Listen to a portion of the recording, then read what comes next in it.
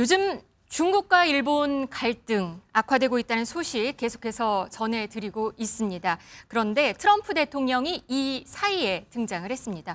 왜일까요? 그리고 우리가 주시해야 될 부분은 무엇인지 여기부터 짚어보도록 하겠습니다. 오늘 경제라이브는 송원재 서울시립대 경제학부 교수, 고란 경제전문기자 나왔습니다. 어서 오세요.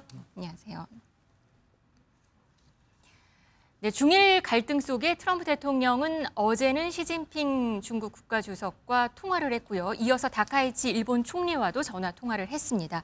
우선 트럼프 대통령과 시진핑 중국 국가주석의 전화 통화, 화기에 나쁘지 않았던 것 같은데요. 양측 대변인 어떻게 말을 하는지 한번 들어보시겠습니다. And President Xi discussed continuing to stay in correspondence following their very productive meeting in South Korea. 两国元首就共同关心的问题进行沟通，对于中美关系稳定发展十分重要。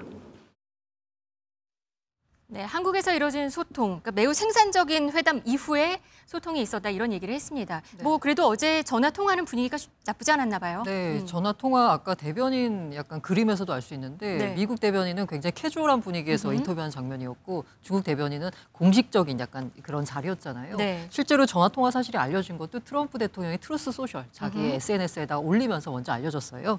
거기에서 시 주석과 우크라이나 러시아 전쟁, 펜타닐, 대두, 기타 농산물 등 많은 주제를 논의했다라고 밝혔습니다. 이게 이제 10월 말 우리 한국에서 열린 미중 정상회담의 약간 후속격으로 구체적으로 좀 얘기하는 자리였다라고 볼 수 있을 것 같고요. 아까 분위기가 화기애애했다라고 네. 말씀해 주셨는데요. 실제로 그래서 내년 4월 중국 베이징으로 초청을 했고 시 주석이 그리고 이에 답하는 의미에서 트럼프 대통령 역시 시 주석을 내년에 미국에 국빈 초청하겠다라고 밝혔습니다. 네. 관련돼 가지고 스캇 베센트 재무장관이 CNBC랑 인터뷰를 하면서 그래서 내년에는 앞서 말씀드린 양국이 한 번씩 초청을 하잖아요. 네. 이거 말고도 그 내년 4월에 그 11월에 중국 선전에서 에이펙이 열리거든요. 그리고 또 에이펙도 있고. G20도 있잖아요. G20 미국에서 도 열리는. 12월에 있고. 그럼 총 네. 4번은 만날 수 있다까지 네. 말했습니다. 알겠습니다. 트럼프 대통령 지금 시진핑 주석과 통화한 후에 SNS에 글을 올린 내용 말씀해 주셨는데 여기에 또 주목해 볼 만한 글이 하나 있었습니다. 이제 우리는 빅픽처에 시선을 둘만 하다 이런 표현을 했습니다. 교수님, 이 빅픽처, 그러니까 큰 그림을 그릴 수 있게 됐다 이랬는데요. 이게 무슨 얘기일까요? 사실 트럼프가 얘기했던 빅픽처는 이런 중일 갈등을 해소하는 트럼프 대통령의 모습이 우크라이나, 러시아 전쟁까지 동시까지 이루어지는 그런 과정을 미국이 주도해 나갈 수 있다라는 어떤 힘을 과시하는 것으로 해석이 될 수 있는데요. 네. 또 한편으로는 트럼프 대통령의 두 가지 토끼를 잡겠다는 어떤 의지로 보이기도 합니다. 네, 두 가지 토끼라면요? 네, 그러니까 트럼프 대통령이 그 후보 시절에 본인이 대통령이 당선이 되면 그 다음날 바로 러시아와 우크라이나 전쟁을 종식시킬 수 있다 이렇게 얘기를 했거든요. 네. 그러니까 본인은 국제 분쟁에서의 어떤 해결사로서의 역할과 능력을 할 수 있다는 것을 어찌 보면은 강조했다는 것이죠. 이번에 중일 갈등 같은 경우에도 사실 해소될 기미가 보이지 않고 단기적으로 이어질 것 같으니까 본인이 나섰죠. 그래서 본인이 이것을 해결할 수 있는 뭔가 역할을 할 수 있다. 이런 얘기를 했으면서 동시에 한편으로는 또 약간의 중국의 입장을 이해하는 것처럼 얘기하면서도 네. 또 우리는 미일 동맹은 굳건하다 이런 메시지를 포함하면서 어찌 보면 중국과의 관계 또 일본과의 관계에서 미국의 실리를 택하려고 하는 그런 어떤 실리적 외교를 하고 있는 그런 모습을 또 보이기도 했습니다. 따라서 이것이 어쩌면 트럼프 대통령에게는 일거양득의 어떤 묘수가 될 수 있지 않을까라는 생각을 하는 것 같습니다. 네, 미국은 중국과의 빅픽처에 시선을 두는 상황인데요. 대만 얘기를 따로 올리지는 않았습니다. 그런데 대만 이슈에 대해서도 통화 내용은 있었던 것 같습니다. 그러니까 중국 관영 신화통신에 따르면 시 주석은 전화 통화에서 이런 말을 했다고 합니다. 대만의 중국 복귀는 전후 국제 질서의 중요한 부분이고 중국과 미국은 과거에 파시즘과 군국주의에 맞섰고 중국과 미국이 협력하면 모두 이롭고 싸우면 모두 다친다. 이건 증명된 상식이다. 이렇게 말을 했습니다. 이 말은 시 주석이 트럼프에게 대만 관련 입장을 어떻게 보면 적극 설명했고 아니면 또 현 상황을 유리하게 관리하기 위한 시도다. 이렇게 해석도 되는 것 같습니다. 예, 신화통신 얘기에는 대만의 중국 복귀라는 부분이 정확하게 언급돼 있고요. 네. 양국 정상이 통화한 내용 발표에서 양국에서 대변인들이 발표한 내용을 보면 중국 쪽에서는 분명히 미국은 대만 의제가 중국에 중요하다는 점을 이해하고 있다라고 밝혔지만 네. 미국 쪽 발표문에는 대만 얘기가 한 줄도 안 들어가 있어요. 그러니까 얘기는 했는데 미국 입장에서는 굳이 밝히지 않았다는 거고 네. 중국 입장에서는 대만 얘기가 오갔음을 분명히 이제 전 세계에 알리고 싶다라는 거죠. 네. 그러니까 그래서 이 중국 입장에서는 어쨌든 지금 현재 이 통화가 이루어졌고 이 얘기를 이제 발표하기까지 그 화기애애한 분위기가 만들어진 배경에는 아마 중일 갈등이 있었다라고 생각할 수밖에 없습니다. 네. 중국 입장에서는 대만 문제가 가장 중요한 문제이기 때문에 이걸 미국의 협조를 얻어서 해결하는 모습을 좀 보여야 되거든요. 그래서 이제 월스트리트저널 분석에 따르면 4월에 이제 시 주석이 트럼프를 초청을 했잖아요. 네. 아마 이 자리에서 중국에 머무는 동안 트럼프를 공략해서 대만 독립에 반대한다라는 입장을 얻어내려 할 것이다. 이른바 네. 중국이 대만을 외교적으로 고립시키려 한다라는 그 전략이 지금 트럼프 대통령 시대를 맞아서 트럼프 대통령이 지금 현재 뭐 명분 이거보단 실익이 가장 중요한 사람이잖아요. 네. 미국에 도움이 되는 미국 경제에 도움이 되는 방향으로 중국과 협력해야 되기 때문에 그 협력의 과정 속에서 대만은 소외될 수밖에 없는 상황이 펼쳐지는 거고 중국은 그 트럼프 대통령의 특성을 정확히 이용한다라고 볼 수 있겠죠. 네, 트럼프 대통령이 전화 통화 후에 대만 이슈를 아예 말하지 않았는데 이런 침묵의 형태가 또 다른 대만 의제에서 또 한 발 물러나면서 어떤 의미하는 바가 있을 것 같다라는 의미도 있습니다. 해석도. 네, 그렇습니다. 지금 사실 미국은 이 갈등 상황에서 당사자는 아니잖아요. 그렇습니다.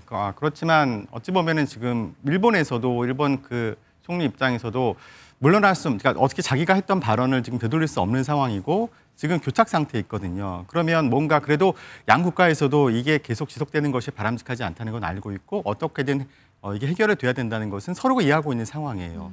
자, 그런데 언론에 알려진 바에 따르면 사실 중국과의 통화, 일본과의 통화를 미국에서 먼저 제의했다고 알려져 있거든요. 그렇지만 아마도 물밑에서 외교 협상이 이루어졌고 미국이 좀 나서달라는 어떤 요구가 있지 않았을까라는 생각도 조심스럽게 해보게 됩니다. 네. 이렇게 되면 결국은 미국 입장에서는 우리가 이 문제에 특별히 개입한다기보다 양국의 입장을 충분히 이해하지만 중재할 수 있다. 그러니까 이제 이 갈등을 좀 봉합하는 것이 좋겠다라는 메시지를 이런 식으로 전하는 게 아닌가라는 생각이 듭니다. 대두 및 기타 농산물 등 많은 주제를 논의했다. 여기에도 좀 방점이 찍히는 것 같습니다. 그렇죠. 뭔가 경제 이슈에 대해서 무역 전쟁에 있어서 이 갈등에 따른 타격이 크니까 이걸 좀 악화시키지 않겠다라는 그렇죠. 사실은 의미도? 그런 네. 의미에서 이번 트럼프 대통령에게 이게 굉장히 호재로 작용했다고 볼 수 있을 거예요. 지난 에이펙 회담에서 결국 어찌 보면 미중의 갈등이 임시적으로 봉합된 정도에서 그냥 사실이 끝났거든요. 네. 그런데 이번에 어찌됐든 미국에서 그 중국의 입장에 대해서 이해한다는 측면의 어떤 메시지를 전한 것 같고요. 대신에 그에 상당하는 반대급부를 분명히 요구했을 거라고 생각을 합니다.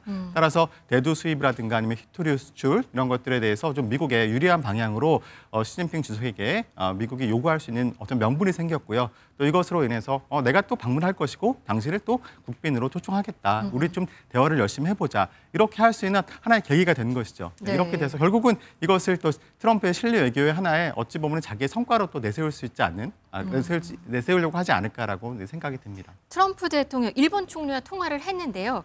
다카이치 총리 반응 있었습니다. 한번 들어보시겠습니다. トランプ大統領からは、私とは極めて、親しい友人であり、いつでも、電話をしてきてほしいというお話がございました。 Going to go down as one of the great prime ministers you watch. Thank you. 네, 뭐 국제 정세가 좀 복잡하게 좀 흘러가는 것 같습니다. 우리나라는 지금 이런 분위기 속에 지금 어떤 거를 좀 생각을 해봐야 될까요? 그러니까 지금 미국의 그 외교 방향이 명확하다는 것을 이제는 확실히 이해해야 될 것 같아요. 실리? 네, 그러니까 네. 국내에 잘 알려지진 않았지만 그러니까 지난 9월 30일에 AGOA라고 이제 아프리카 그러니까 기회 네.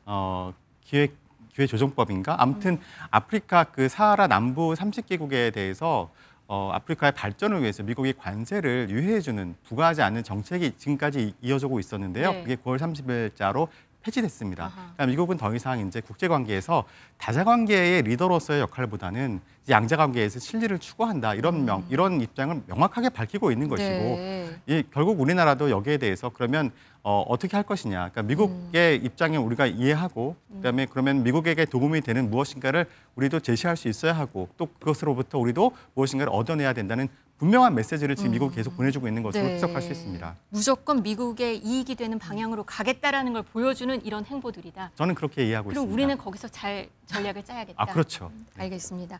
이 중국에 맞서고 있는 다카이치 총리에 대한 관심이 높습니다. 끊이질 않는데 이번엔 다카이치 총리 차량 번호도도 화제가 되고 있는데 이게 중일 전쟁 발발일과 같다면서요? 예, 이제 공식 차량 번호가요. 네. 3777입니다. 이걸 들고 일부 이제 누리꾼들 사이에서는 37년 7월 7일 발생한 노구교 사건을 떠올리게 한다라고 하면서 이 번호가 의도적으로 조합된 거다라는 가능성을 제기했습니다. 네. 이 노구교 사건은 뭐냐면요. 베이징 외곽에서 중일 양군이 교전하면서 중일 전쟁 발발의 계기가 된 역사적 충돌로 알려져 있습니다. 네. 일본이 처음 올려서 이제 화제가 된 X 게시글에서 보자면요. 우연이 아닐 수 있다. 상징적인 의미를 담은 번호판 같다라는 반응이 나오고 있고요. 네. 이게 또 전적이 있습니다. 전적이요? 예, 과거 네. 아베 신조 전 총리 같은 경우에 네. 자위대 훈련기 T4 기체 번호가 일본 731 부대를 연상시킨다는 논란이 좀 나왔었습니다. 요것과 이번이 좀 비슷하다라는 거가 있고요. 이게 또 약간 우연이라고 보기 힘든 게 다카이치 총리의 원래 성향 자체가 네. 대표적인 보수, 우익 성향 정치잖아요. 네. 게다가 국방력 강화와 헌법 개정을 지속적으로 주장해온 인물이기 때문에 의도적으로 번호를 조합한 것 아니냐는 그 약간 의심이 좀 네. 설득력을 얻고 있는 거죠.